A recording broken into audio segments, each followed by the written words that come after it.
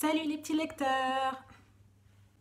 Ça doit franchement vraiment pas être facile de choisir à distance des histoires à emprunter à la bibliothèque.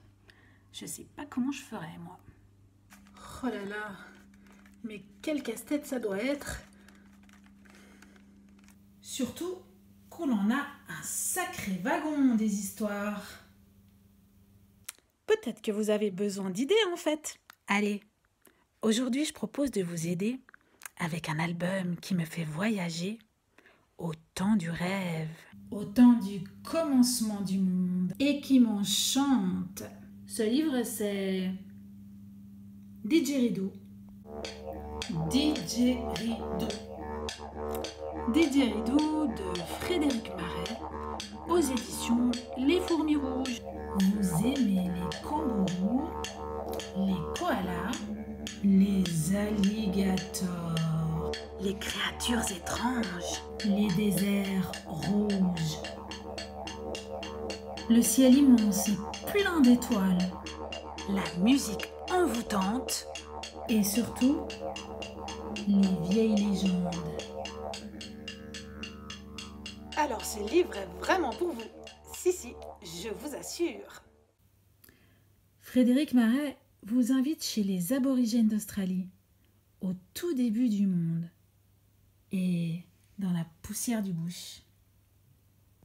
Si vous êtes vraiment attentif, au fil des mots qui créent l'univers, vous entendrez peut-être vibrer dans votre cœur le son du didgeridoo, cet étrange instrument qui nous vient du bout du monde. Voilà vraiment un album de toute beauté. Salut vous! Je me présente. Je suis le fantôme de la médiathèque. Avant, je portais des grosses lunettes. J'étais toujours coiffée d'un chignon. Et je disais « Chut !» assez souvent. Depuis mon passage vers l'infini et l'au-delà, j'ai décidé de hanter les lieux. Qu'est-ce que vous croyez? J'ai mon mot à dire moi aussi. Et aujourd'hui, je vous présente un album écrit par Clémentine Beauvais et illustré par Gérald Garlet. Les esprits de l'escalier, publié par la maison d'édition Sarbacane.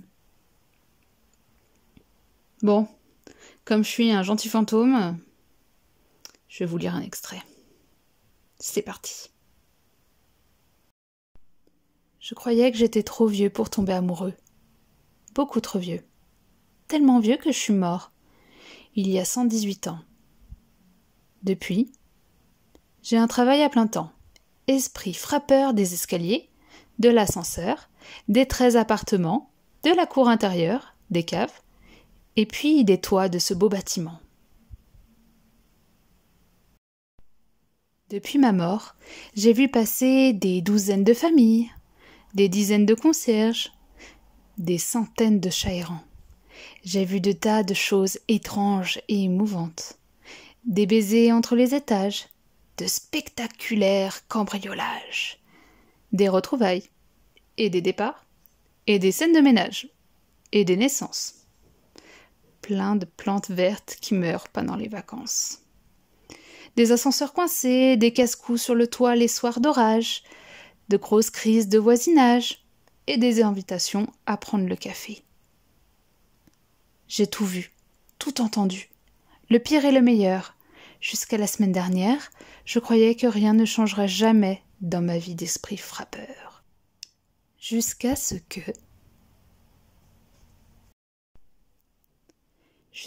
quelqu'un d'autre meure lundi dernier et vienne s'installer dans mon immeuble. Pour le hanter, pour me hanter. Elle hante chaque couloir, chaque recoin, chaque rebord de cheminée. Elle se pose sur le toit la nuit. La lune brille à travers elle. Elle se dort dans la cour l'après-midi, les cheveux pleins de soleil. Je ne sais quoi lui dire. Elle est d'une autre époque, celle d'aujourd'hui. Elle dit « Hello !» Elle danse quand les gens du 3e mettent leur musique qui fait trembler les murs.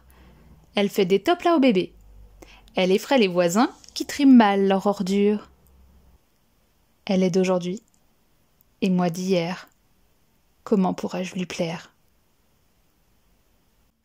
Un grand merci à la maison d'édition Sarbacane, ainsi qu'aux auteurs qui nous ont accordé la lecture de cet extrait.